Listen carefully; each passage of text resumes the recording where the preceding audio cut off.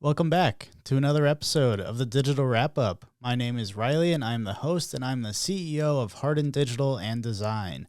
Today's episode is going to be a little bit different than normal. I recently did an interview with a client of ours and we talked all things social media for schools. So they did an interview with me for one of their upcoming conferences where we talked about everything from should schools even be on social media, what platforms they should be on, what types of content they should create, and what are some things that they should be on the lookout for, or pay attention to in creating content so that they don't get in trouble on social media. It's a great interview. A lot of the information obviously is geared towards schools, but it translates well to the small business world as well. So hopefully you get a lot out of it, and let's just go ahead and jump into it.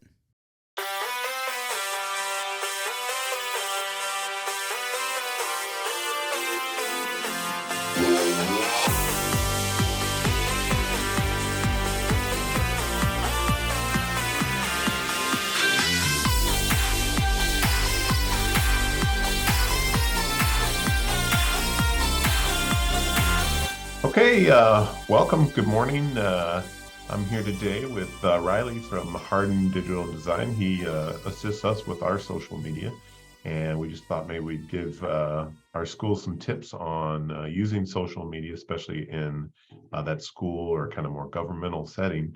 So welcome, Riley. Thank you for joining us. Yeah, thank you. Happy to be here and talk all things social media. That's what we do best here at Harden Digital and Design. So happy to give some tips and pointers and maybe just some ideas for content too, if any of the schools on are just struggling to come up with different ideas. So awesome. Great. So we have a few questions we'll go through. Some of the questions that we get from schools sometimes is, should they even be on social media? And then also, is there enough content for them to be able to share? So what's some of your thoughts on that? Yeah, I think every school, or at least school district, should be on social media at a bare minimum of Facebook. I think everybody, for the most part, and not everybody, but there are millions and millions of people that are using social media that if you aren't using it as a communication platform, and that's really what it is for school districts, is a communication platform to reach your audience, whether it's parents or if you're dealing with high schoolers, even, the older kids in the school system that are on social media as well. It's another communication platform to get your message, to get your information to them. So I think, yes, at a bare minimum, every school district should have some type of presence on social media. If you have the ability to have every school, absolutely, that's great. But, if you're starting out or don't have any presence, at least do it from a district-wide standpoint starting out. And Sure. There's definitely enough content out there. There's stuff that happens every day in schools that you can be creating content for. And we'll get into some different content ideas later on in the interview. But I think there's definitely enough out there. Okay.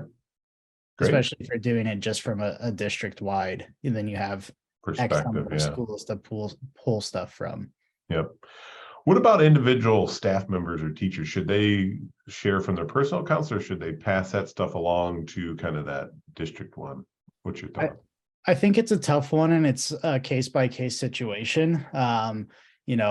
There's some difficulties or challenges that come with allowing school or staff and teachers to post to their personal. You have a lot less control of what they can say. They can write things or share things that maybe shouldn't be shared, or in a different tone or voice than what the school district or the school would prefer. But I think if done correctly, if you have talks with your teachers and you have trainings and talk to them about what's acceptable and what's not acceptable, it's great to have teachers that want to share. Especially, they could create a separate page that's just, Mrs. B's classroom on Facebook or something like that. But I think providing them that guidance is essential there. But, if you don't want to branch out and allow teachers and staff to post on their personal pages, I think setting up a system where they can funnel content back to the communications team or whoever is setting up and running the social media pages, so that you can, it's hard for one person to be everywhere and to gather all this different content, photos, ideas, but setting up a system that encourages the teachers to, even if they're not sharing on their own pages, but sending it to you in a text message or in an email, and here's a picture, this is what we did. I think this would be a great piece of content. So and as you mentioned, with the first question about content, that's a great way to generate content too. Like you said, you've got people and eyes in all kinds of places, and there's stuff going on with schools all the time that can be shared, and people are interested in too. So yeah, there's a lot of one-off moments that can happen in classrooms that just kind of come naturally throughout the school day. It's hard to plan. You can't always have the communications or social media team there to capture every moment, but if you're having teacher work days or meetings, and you can talk to them about what would be great ideas to capture and send our way, then absolutely provide that training, those tips. And it's sort of user generated content in itself. A lot of times you think user generated content from outside of the organization, but in a way it's internal generated content that can just help you on those days that you're struggling to figure something out to post. Rely on your teachers and staff to send you stuff. Yeah. So you mentioned when we first started with at bare minimum of being on Facebook, are there any particular platforms that you kind of recommend for schools? Obviously, there are different kind of clientele than just marketing. It's not like you're blasting out to everything. So any recommendations on which ones they should be on? Yeah, so I mentioned Facebook, and I think that's definitely the gold standard at a bare minimum that schools should be on, because you're the audience that you're probably reaching, the parents, the grandparents. Facebook is the one, that's the demographic that those people are on. And that's probably, the most important one to be on at a bare minimum is Facebook. I think Twitter is a great option for schools, and I've seen it done successfully. It's more of a newsy platform, sharing, updates and blog posts or press releases from the school, whatever it may be. Twitter is a great option there. It's a little different in terms of targeting the demographic, I would say. Twitter's kind of all over the place in terms of demographics, but I think if done successfully, it's another great option. Instagram, if you're doing great on Facebook and Twitter, and you have a lot of good pictures, obviously Instagram's all about pictures and videos. If you're able to produce great pictures and videos for Instagram, absolutely explore it. There's a lot of specific targeting with hashtags and tagging locations and things that you can do on Instagram that you can attract a bigger audience and really get people. But again, you don't want to be sharing blurry photos or you can't, it's not great for sharing like just graphics with text on it and things like that. So Instagram's kind of like, if you're going above and beyond than just Facebook and Twitter, it's a great platform. And I'm sure people are wondering, should we be on TikTok? Again, that's an above and beyond step. It's something that if you have the team to do it and you have the time to do it, time is always the big issue here. TikTok is fun, definitely to be on, but taking time to record different videos and things like that is challenging, especially if you're a smaller team or you're a one man or one woman team. But if you have the ability and capability, I think go for it. And if you're struggling to keep up, if you're on Facebook, Twitter, Instagram, and you're like, well, it'd be fun to get on TikTok, you can also, create videos, Instagram Reels, where you're already on Instagram as a platform. It's the same type of content that you'd be sharing TikTok, but you already have that established platform on Instagram. You can share the videos through Facebook too. Is there a limit to the time limit you can have on Facebook? I can't remember. It's a minute or a minute and a half. They keep changing it, but Okay. Yeah, you can, well, I guess you can share videos organically on Facebook, and there's no time limit, like what you're saying. In Hmm. terms of the Instagram Reels, if you have your Facebook and your Instagram set up, you can actually create Reels, which Reels is the big, that short form content right now. You can actually create a Reel on Instagram, and you can post it where it shares Instagram Reels on Facebook as well. And, they used to say cross posting is not the greatest, but it's actually made specifically to do that. If you pull up your Okay. phone right now, there's a section on Facebook that's specifically for Reels as well. So yeah, I think creating those videos for both Instagram and Facebook, it's all in one. So Sure. You mentioned about like with Instagram with photos, but then you don't want to be sharing blurry photos. What mhm. about using like stock images or generic images? Is that something schools should be doing, or is there some things there? Or I would say avoid it if you can at all okay, costs. People just see right through it. sure, They don't it's not attention grabbing. It's not going to make people stop scrolling. The idea is you really want to you want to capture people's attentions, and you have, less than 2 seconds is kind of the study that you have less than 2 seconds to capture wow, somebody's attention when they're scrolling through, sure, just doom scrolling on their phone.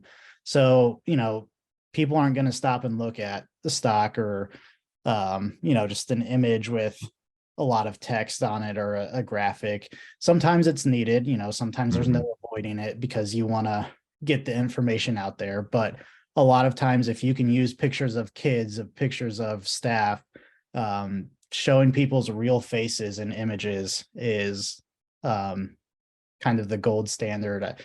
You want to show as many real people as possible. So, yeah, you can, if you're like, well, I don't have that many people to take pictures of, or I don't just want to keep using the same person every single week.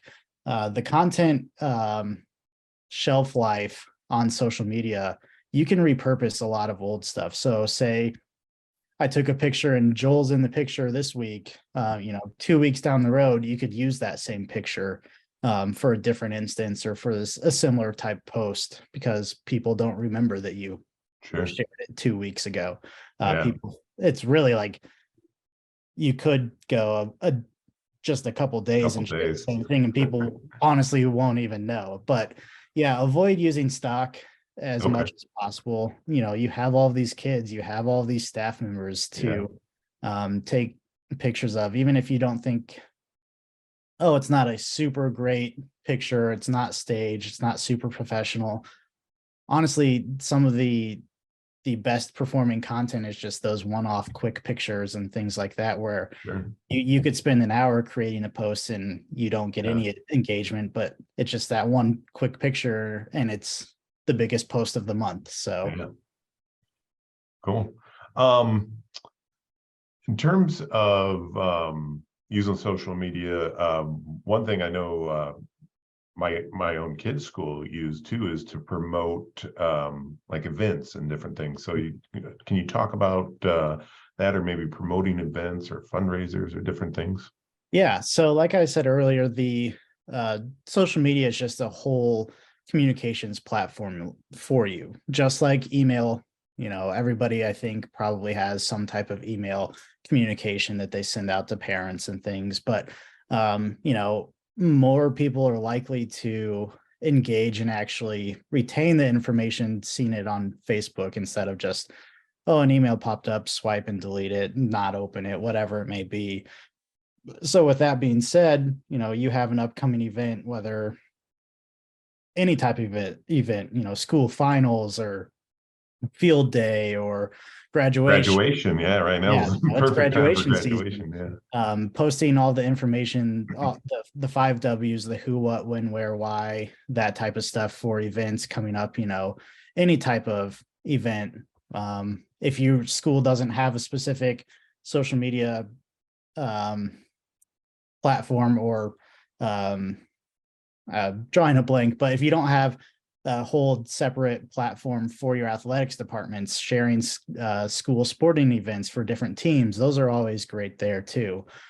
So yeah, it's not just showing, you don't have to just show What's going on in the schools, like Mrs. B's classroom did this arts and crafts or did this project or anything. You can promote upcoming events as well, because you're going to reach a lot more people if you establish that following on social media than you might through email, traditional kind of communication forms. Sure. So we've talked about content or different events that you can promote. How frequently should people be sharing, or schools be sharing to social media to kind of hit their targeted audience? My general rule of thumb is at a bare minimum, schools or we work a lot with small businesses, so I touch on this a lot, is you should be posting at least 2 to 3 times a week, especially if you're just doing all organic posting, which organic means not running ads or not boosting, or basically just not spending money to get your post out there to more people.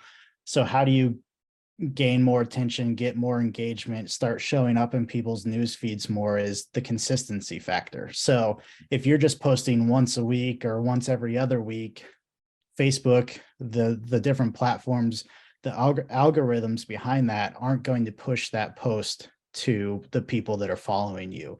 You could follow hundreds of people. You're never going to see every single post by each one of those people or pages that you follow.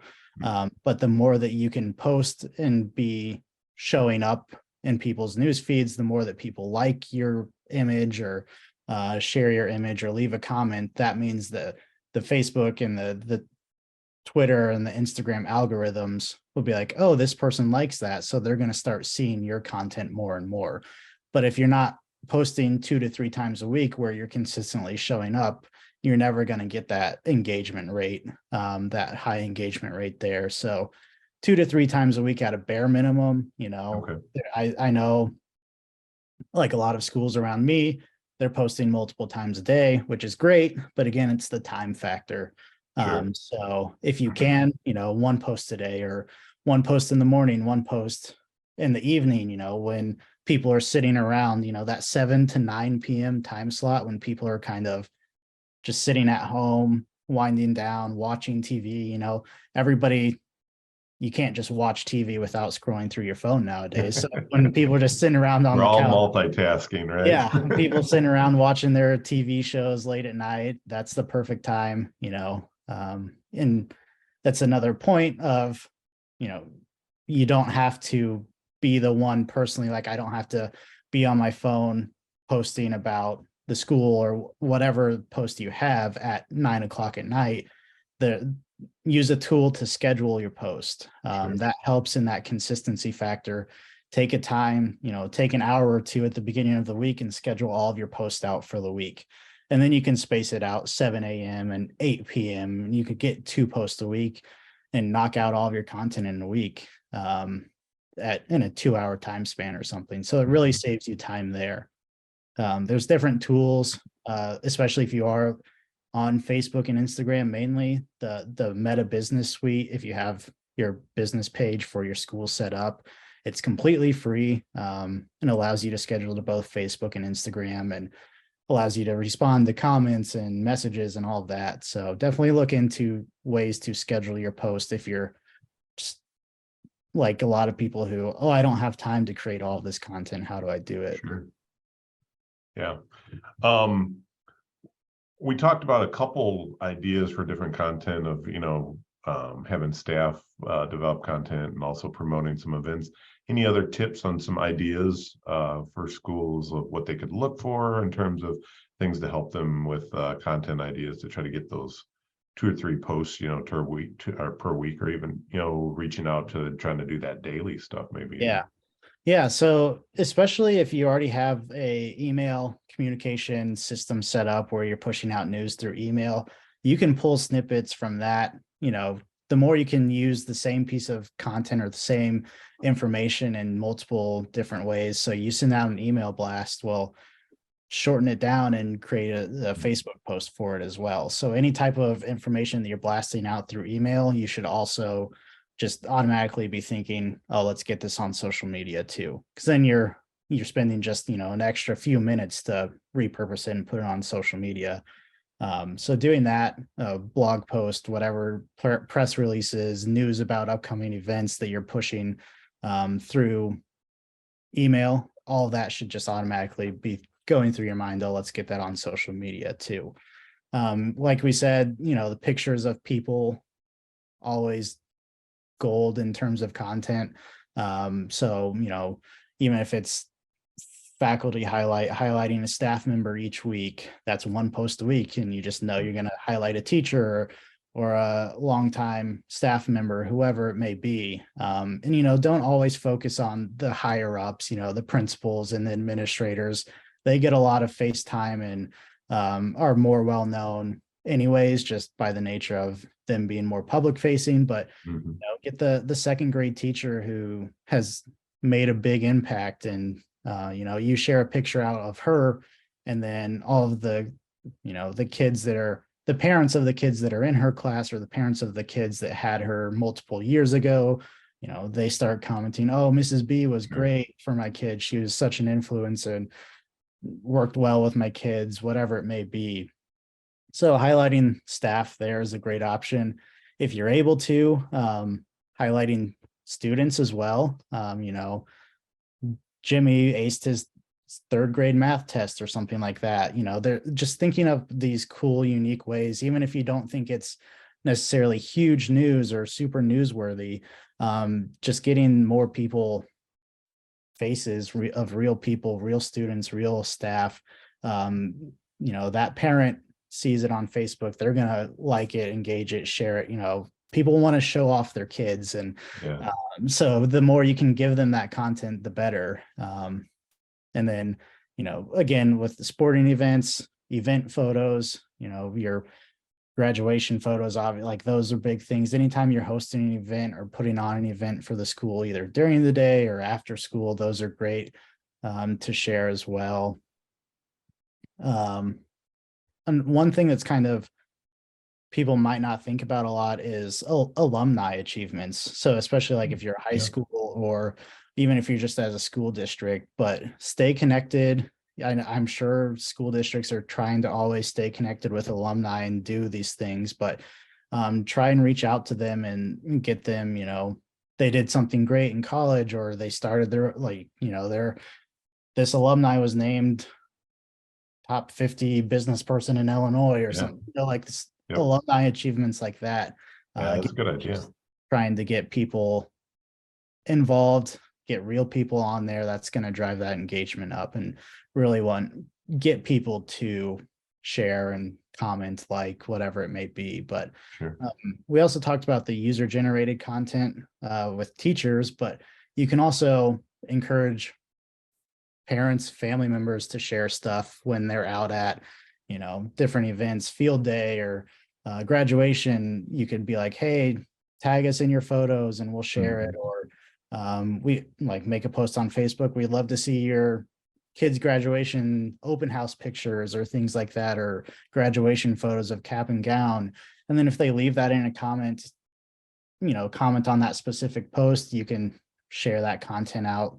Be like, hey, are you okay with us sharing this to our pages? And even if not, it still just drives that engagement. People want to, again, show off their kids. So the more you can lean on to that, the better. Absolutely. So this one's kind of came up in my mind as we were talking about some different things, and I'm going to preference it with neither of us are lawyers. We're not giving legal advice, but anything that schools should watch out for in terms of sharing content, or like even with those students or anything like that? Yeah, so there's definitely, I think most schools and most staff members know which kids can and can't be photographed. So that's always one thing to be on the lookout for, is making sure those specific kids, especially like if you're a social media manager or your communications teams for a school, getting to know those kids and which ones can and can't be photographed. Don't even take pictures of them, even if you plan on using the content down the road, because you don't want to forget about it and then end up using it or something. Anything that you see maybe in a classroom or outside at recess that, is not standard or how things should be done or according to protocol or rules or anything like that. Don't take photos of it. If kids are being crazy out on the playground, or you don't want to promote anything necessarily that could get you in trouble. Trying And to just buy a bad light on you. Yeah. yeah.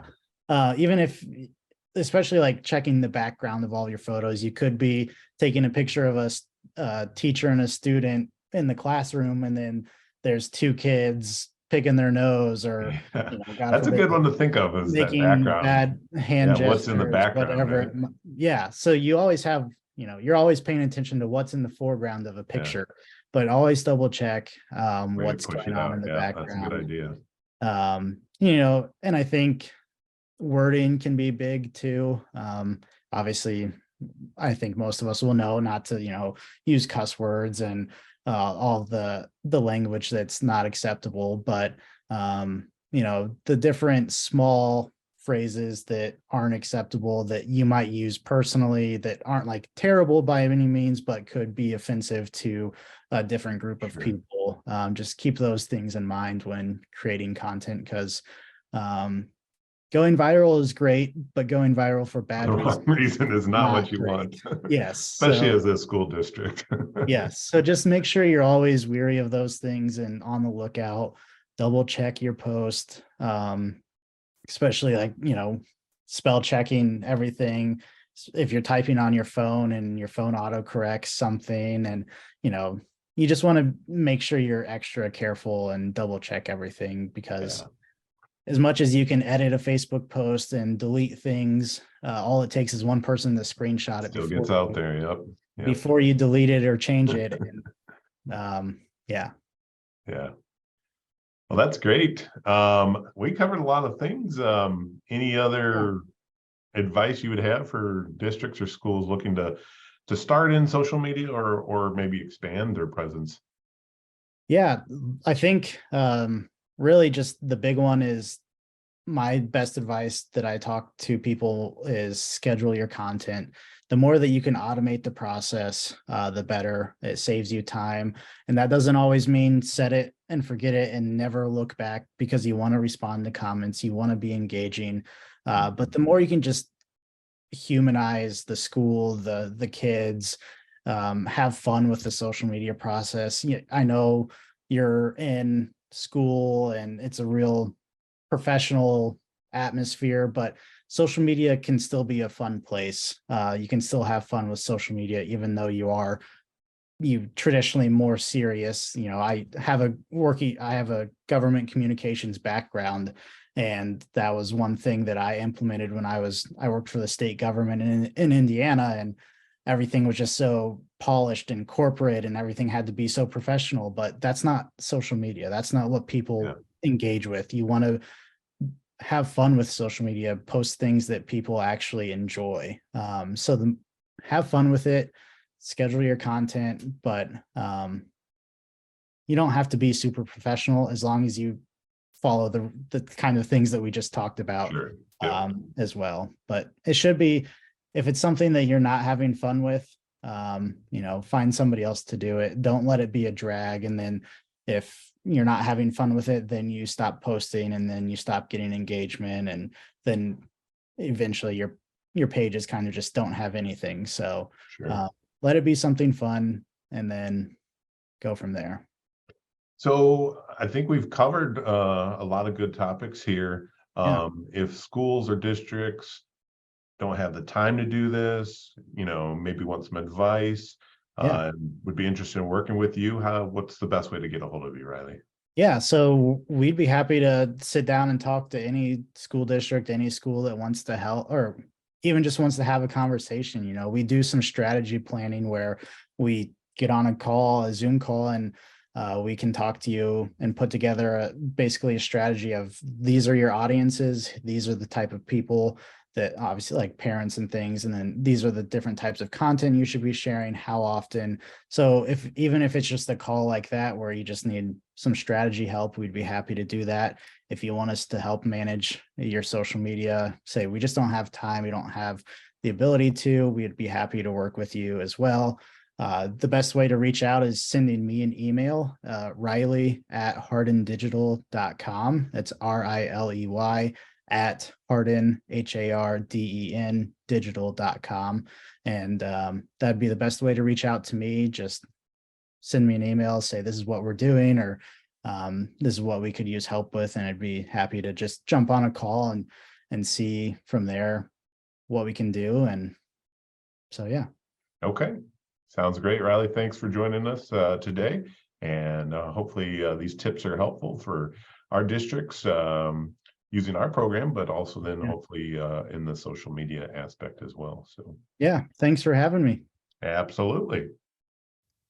Hopefully you all enjoyed that interview. I know it was great talking with Joel. He's been one of our longest standing clients at EvaluWise. You know, back when it was just me running the show all by myself, they were one of our very first clients. So was really happy to do that interview with him, and hopefully a lot of the teachers and administrators who watched the interview at their conference got a lot out of it. But to kind of wrap things up today, if you had any questions about anything that we talked about during that interview, whether you are in the school system setting or a small business owner, whatever it may be, feel free to shoot me an email.